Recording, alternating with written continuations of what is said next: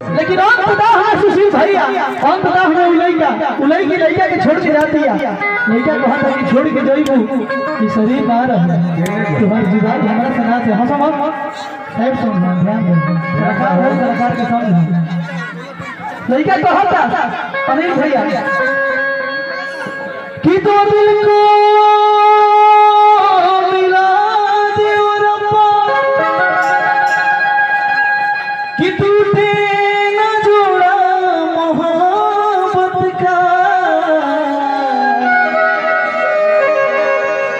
साथ जिएंगे कपड़ा साथ मरेंगे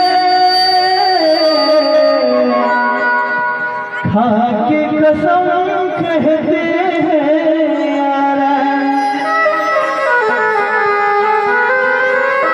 कि कैसे बताएं कि कैसे जिया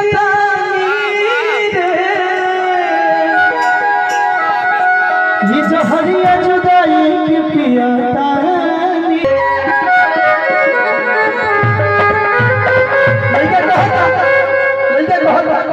छोटी सी गलती में कभी नाराज न होना, छोटी सी गलती में कभी नाराज न होना। अगर कोई भूल हो जाए तो माफ कर देना। छोटी सी गलती में कभी नाराज न होना। अगर कोई भूल हो जाए तो माफ कर देना। नाराज तब होना जब हम तुमसे हर रिश्ता तोड़ लेंगे, और ये तब होगा जब हम इस दुनिया को छोड़ देंगे। लड़का कहा हरी करी जवे में बसो मारो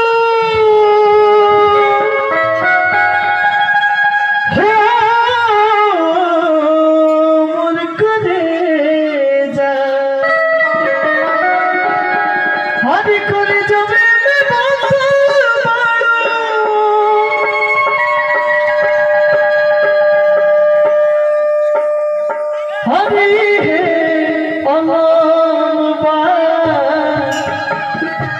कि तुहार नाम लेके जिया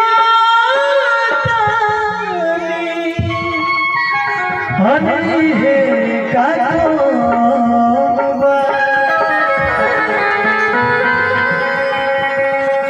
जाता हूँ तो जा, लेकिन हम तरह से पहले ही चले नहीं है। कभी उठना तो मनाने की तकलीफ बता देना। अगर अच्छा लगे तो ताली मारी में हुई। कभी उठना तो मनाने की तकलीफ बता देना। हम अपनी जिंदगी की भी रखने की मुस्कुराने की कीमत बता देना। हर करे जबे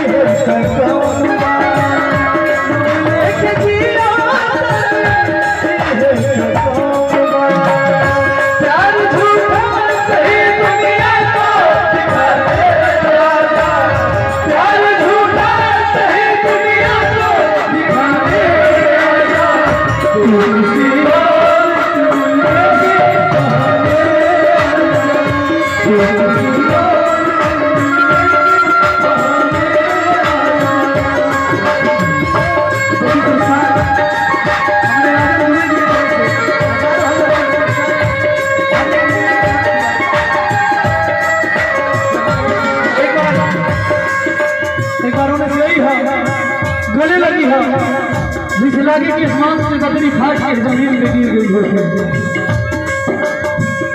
प्यार झूठा सही दुनिया को दिखा दे आजा।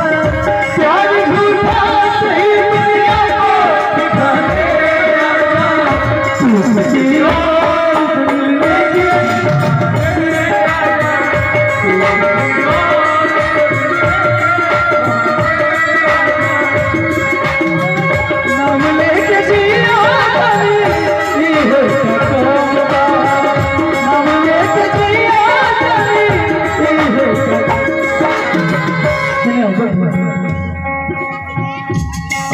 हम और आप एक कलाकार है, यहाँ पे कलाकारी दिखाना है, ठीक है, हंसना नहीं है, गम का गाना है ना, कलाकारी दिखाना है।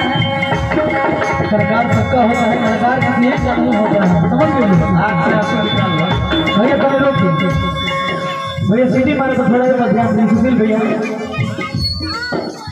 लड़का कहा था भैया, लड़का कहा था कि जा तेरे तो जियो, तेरे जज्बात से मेरा हर बात अच्छा होगा, तेरे जज्बात से मेरा हर बात अच्छा होगा, तेरे सुहागरात से मेरा हर रात अच्छा होगा। जब निकलेगा मेरा जनाजा तो पलट कर देख लेना वो जालिम, मेरा जनाजा तेरे बारात से अच्छा होगा। लड़का कहा था तुहरा के चौहनी करे जा जनम से ज्यादा, आज काहे बदला करो अपन इरादा। तुहरा के चौहनी जनम से ज्यादा, आज काहे बदला करो अपन इरादा।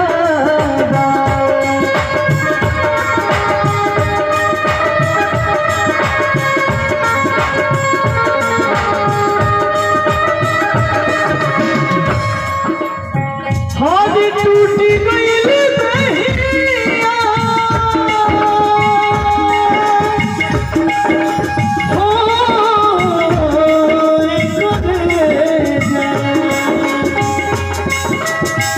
टूटी गई बहिया, टूटी गई बहिया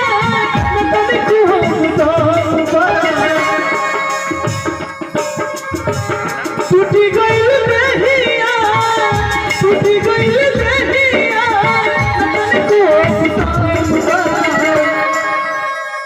अब ये से उठावे के बोले कि से पहले यही बात के देख के, यही बात के देख के कौन भैया गैले रहे हैं कि दूसरा के नाम के मेहंदी रचा के आज भइलू चीज पढ़ाई, फिर कितना सताई।